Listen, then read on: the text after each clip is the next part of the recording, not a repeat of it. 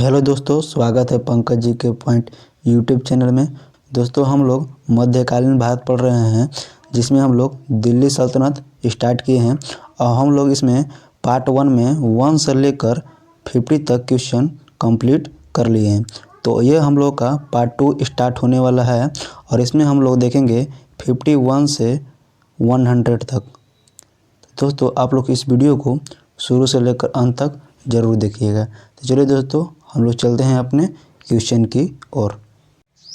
51 सवाल है, अल बैरूनी द्वारा रचित पुस्तक किताब उल हिंद या तारिक उल हिंद में किन विषयों की समीक्षा की गई है? ए भारतीय गणित, बी भारतीय इतिहास और भूगोल, सी है खगोल विज्ञान और दर्शन। तो दोस्तों, हम लोग का सही जवाब हो जाएगा इनमें से सभी। डी हम लोग का सही जवाब हो जाएगा। अगला सवाल है, अल बैरूनी का पूरा नाम था। अल बैरूनी का पूरा नाम था। तो दोस्तों, हम लोग का सही जवाब है अबू रेहान मोहम्मद। नेक्स्ट सवाल है हम लोग का, अल बैरूनी के अनुसार अत्यंज मतलब होता है चतुर्वर्णों के नीचे का वर्ग में शामिल थे। तो दोस्तों, हम लोग का सही जवाब हो जाएगा ए और बी दोनों, जिसमें धोबी, मोची, जादूगर, डालिया और ढाल बनाने वाले थे। और बी में है नाविक, मछुआ एवं ब्यात और जुलाहा। तो हम लोग का सही जवाब है सी, ए और बी दोनों। हम लोग का अगला सवाल है, 11वीं सदी के भारत का दर्पण किसे कहा जाता है? तो हम लोग का सही जवाब हो जाएगा किताब उल हिंद को कहा जाता है। अगला सवाल है, वे हिंद का युद्ध जो 1008 से 9 के बीच में हुआ था, निम्नलिखित में किनके बीच लड़ा गया? तो दोस्तों, इसका सही जवाब हो जाएगा महमूद गजनवी और आनंद पाल के बीच हुआ था। अगला सवाल है, दिल्ली सल्तनत का वह प्रथम सुल्तान कौन था जिसने अस्थायी सेना रखी? तो हम लोग का सही जवाब हो जाएगा अलाउद्दीन खिलजी। हम लोग का अगला सवाल है, सुल्तान अलाउद्दीन खिलजी बाबत संबंध में निम्नलिखित कथनों पर विचार कीजिए। तो पहला है, अलाउद्दीन खिलजी ने अनाज दाम नियत किए। दूसरा है, अलाउद्दीन खिलजी पहला सुल्तान था जिसने सैनिकों को नगद वेतन दिया। थर्ड है, अलाउद्दीन खिलजी के शासनकाल में किसानों द्वारा दिए गए भू राजस्व का अंश फसल के आधे तक बढ़ा दिया गया था। इनमें से कौन से कथन सही है? तो हम लोग का सही जवाब हो जाएगा ये सभी। तो हम लोग का डी सही जवाब हो जाएगा। अगला सवाल है, दिल्ली के निम्नलिखित सुल्तानों में से किसने तैमूरी शासक मिर्जा शाहरुख के अधिराज्य में आना स्वीकार किया? तो हम लोग का सही जवाब हो जाएगा खिलजी खां सैयद।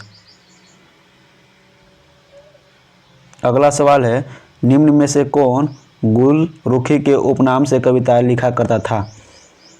निम्न में से कौन गुल रुखी के उपनाम से कविताएं लिखा करता था? तो हम लोग का सही जवाब हो जाएगा सिकंदर लोदी। हम लोग का अगला सवाल है, निम्नलिखित में से कौन सा कथन रजिया सुल्तान के संबंध में असत्य है? तो दोस्तों, हम लोग का सही जवाब है इसका, रजिया ने सर्वप्रथम तुर्क सामंत वर्ग की शक्ति को सुदृढ़ता प्रदान करने की कोशिश की और गैर तुर्की शासक वर्ग को शक्तिहीन बना दिया। तो यही है जो रजिया सुल्तान के संबंध में असत्य है। तो हम लोग का सही जवाब हो जाएगा डी। हम लोग का अगला सवाल है, निम्नलिखित में से कौन सा कथन बलबन के संबंध में असत्य है? तो ये जो दिया हुआ है ये तीनों सत्य है। हम लोग का ए बी सी ये सत्य है। तो इसने पूछा है बलबन के संबंध में असत्य है, तो हम लोग का सही जवाब हो जाएगा इनमें से कोई नहीं जो असत्य है। अगला सवाल है, दिल्ली पर शासन करने वाले निम्न वंशों का सही क्रम क्या है? तो निम्न क्रम है, गुलाम वंश सबसे पहले, सेकेंड में खलजी, थर्ड में हम लोग का होगा तुगलक, फोर्थ में होगा लोधी और 5 में होगा हम लोग का सैयद वंश। तो दोस्तों, हम लोग का सही जवाब हो जाएगा बी 1 2 5 4 3। अगला सवाल है, मोहम्मद गोरी के आक्रमणों का निम्न में से कौन सा परिणाम नहीं हुआ? मोहम्मद गोरी के आक्रमणों का निम्न में से कौन सा परिणाम नहीं हुआ? तो दोस्तों हम लोग का सही जवाब हो जाएगा पंजाब से लेकर बंगाल तक फिर से उत्तरी भारत एक केंद्रीय सत्ता के अधीन हो गया। तो हम लोग का सही जवाब हो जाएगा ए।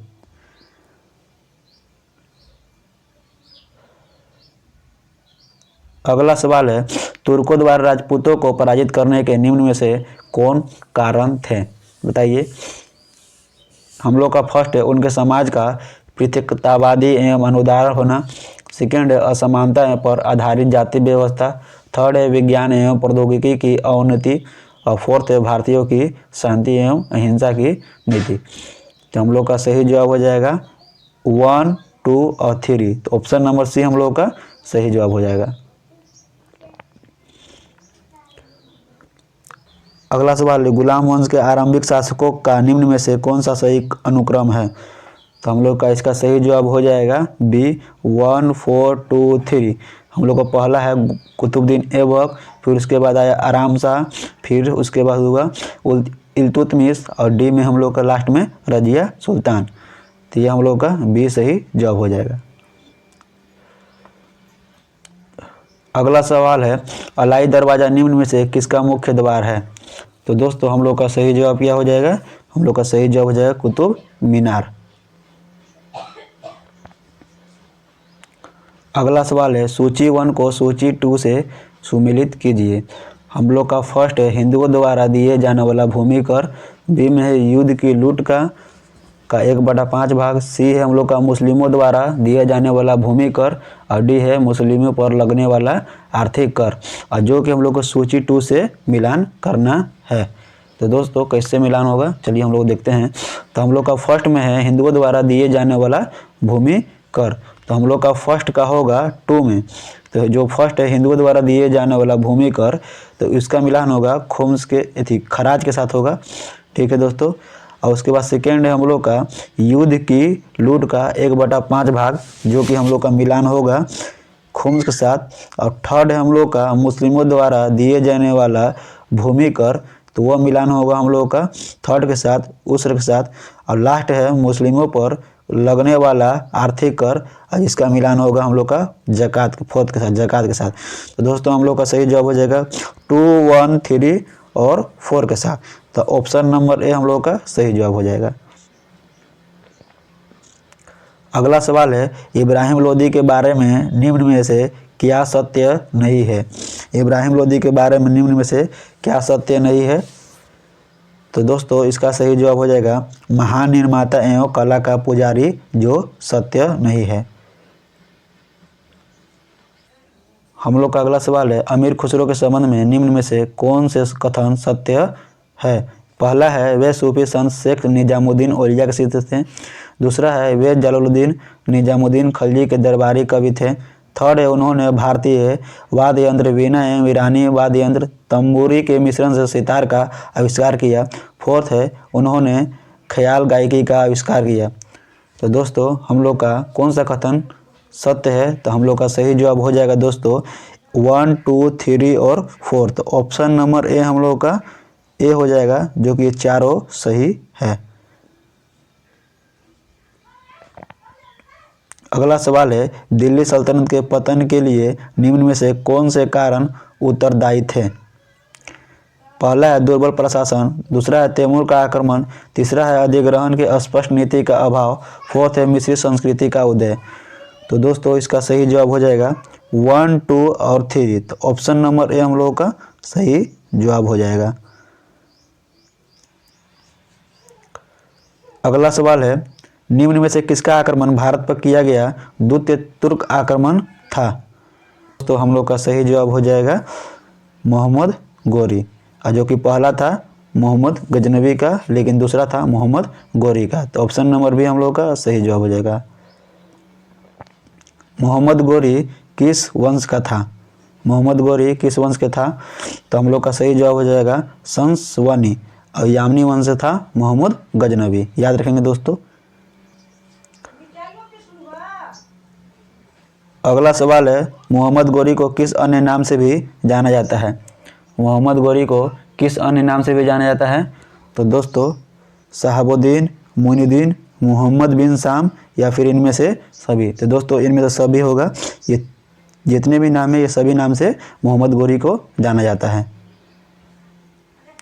मोहम्मद गोरी ने 1175 ईस्वी में भारत में पहला आक्रमण किस राज्य के खिलाफ किया? तो दोस्तों हम लोग का सही जवाब हो जाएगा मुल्तान।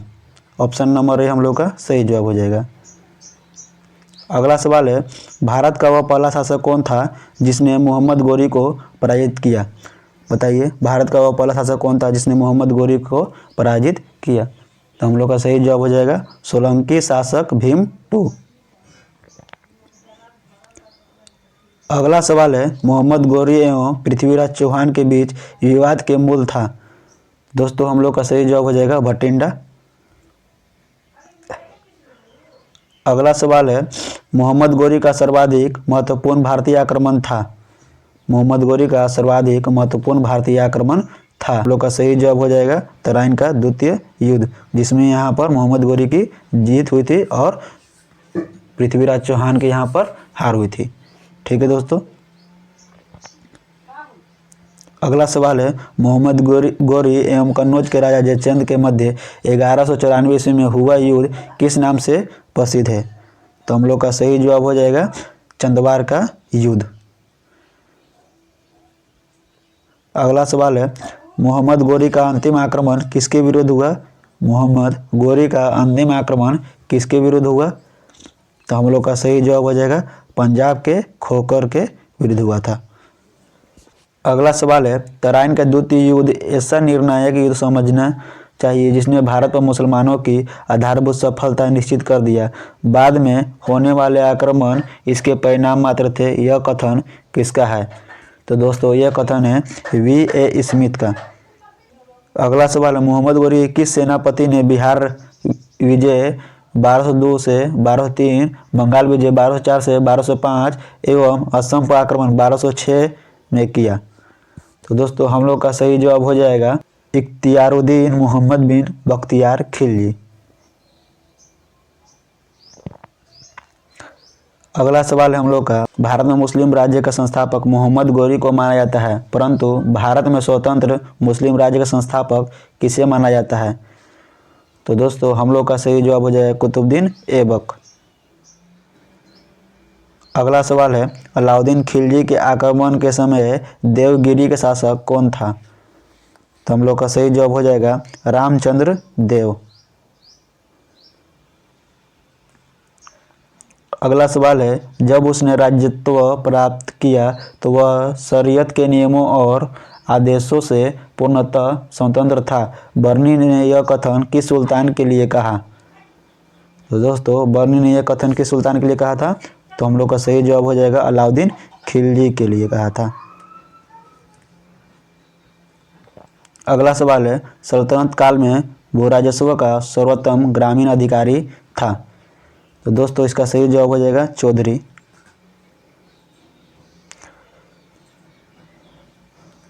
अगला सवाल है, तैमूर के आक्रमण के बाद भारत में किस वंश का राज्य स्थापित हुआ? तैमूर के आक्रमण के बाद भारत में किस वंश का राज्य स्थापित हुआ? तो दोस्तों हम लोग का सही जवाब हो जाएगा सैयद वंश। अगला सवाल है, निम्नलिखित में से किस सुल्तान के दरबारी में सबसे अधिक गुलाम थे? निम्नलिखित में से किस सुल्तान के दरबार में सबसे अधिक गुलाम थे? तो हम लोग का सही जवाब हो जाएगा फिरोज तुगलक। अगला सवाल है, निम्नलिखित में से किस सुल्तान ने बेरोजगारों को रोजगार दिया? निम्नलिखित में से किस सुल्तान ने बेरोजगारों को रोजगार दिया था? तो हम लोग का सही जवाब हो जाएगा फिरोज तुगलक। अगला सवाल है, निम्नलिखित में से किस सुल्तान ने फलों की गुणवत्ता सुधारने के लिए उपाय किए थे? तो हम लोग का सही जवाब हो जाएगा फिरोज तुगलक। अगला सवाल है, नालंदा विश्वविद्यालय के विनाश का कारण है? नालंदा विश्वविद्यालय के विनाश का कारण है दोस्तों हम लोग का सही जवाब हो जाएगा मुसलमान। अगला सवाल है, तबाकत ए नासरी का लेखक कौन था? तबाकत ए नासरी का लेखक कौन था? तो हम लोग का सही जवाब हो जाएगा मिनहाज उस सिराज। अगला सवाल है, अलाई दरवाज़ा का निर्माण किस सुल्तान ने करवाया? अलाई दरवाज़ा का निर्माण किस सुल्तान ने करवाया? तो हम लोग का सही जवाब हो जाएगा अलाउद्दीन खिलजी। अगला सवाल है, कुतुबुद्दीन ऐबक की राजधानी थी? कुतुबुद्दीन ऐबक की राजधानी थी, तो हम लोग का सही जवाब हो जाएगा दिल्ली। अगला सवाल है, अलाउद्दीन खिलजी के प्रसिद्ध सेनापतियों में किसकी मंगलों के विरुद्ध लड़ते हुए मृत्यु हुई? तो सही जवाब हो जाएगा जफर खां। अगला सवाल है, निम्नलिखित में से कौन भूमि उत्पाद पर लगने वाले करों को इंगित करता है? तो इसका सही जवाब हो जाएगा 1, 3 एवं 4। 1, 3 एवं 4 खराज, फिर उसके बाद उम्र, फिर मुक्तई। अगला सवाल है, तुगलकनामा के रचनाकार का नाम है? तो इसका सही जवाब हो जाएगा अमीर खुसरो।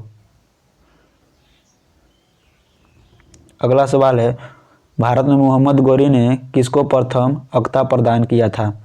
भारत में मोहम्मद गोरी ने किसको प्रथम अक्ता प्रदान किया था? तो हम लोग का सही जवाब हो जाएगा कुतुबुद्दीन ऐबक। अगला सवाल है, किस सुल्तान के काल में खालिसा भूमि अधिक पैमाने पर विकसित हुई? किस सुल्तान के काल में खालिसा भूमि अधिक पैमाने पर विकसित हुई? तो हम लोग का सही जवाब हो जाएगा अलाउद्दीन खिलजी। अगला सवाल है, सल्तनत काल के सिक्के टंका ससगनी एवं जीतल किन धातुओं के बने थे? तो हम लोग का सही जवाब हो जाएगा ए चांदी चांदी तांबा। हम लोग का अंतिम और 100वां क्वेश्चन है, अमीर को ही, जिसे हम लोग कृषि विभाग कहते हैं, नामक एक नया विभाग किस सुल्तान द्वारा किया गया था? तो इसका सही जवाब हो जाएगा मोहम्मद बिन तुगलक। तो ऑप्शन नंबर सी हम लोग का सही जवाब हो जाएगा। तो दोस्तों हम लोग के यहाँ पर 51 से लेकर 100 तक क्वेश्चन समाप्त होते हैं। पार्ट 1 में हम लोग देखे थे 1 से लेकर 50 तक, ये हम लोग का पार्ट 2 था जिसमें हम लोग 51 से 100 तक कर लिए। इसका दोस्तों पार्ट 3 जल्दी आएंगे। तो दोस्तों अगर वीडियो पसंद आई हो तो वीडियो को लाइक करना है, कमेंट करना है और अपने दोस्तों के पास शेयर करना है। तो चलिए दोस्तों मिलते हैं इसके नेक्स्ट पार्ट में, तब तक के लिए बाय बाय, टेक केयर।